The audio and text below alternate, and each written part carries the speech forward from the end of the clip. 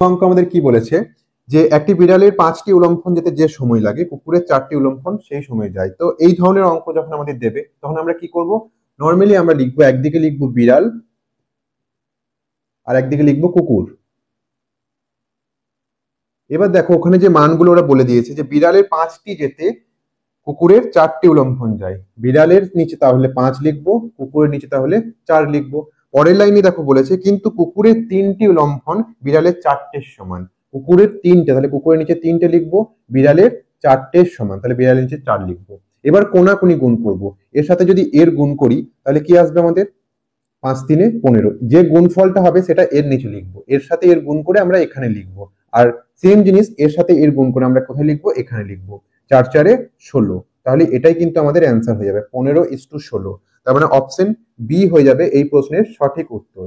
আর এই অঙ্কটাই যদি আমাদের একটা গতিবেগের অনুপাত আমরা পেলাম, যদি আমাদেরকে সময়ের অনুপাত বের করতে বলে তাহলে এই জিনিসটা কি হয়, উল্টে যায়। তখন অ্যান্সার কত আসতো, 16:15।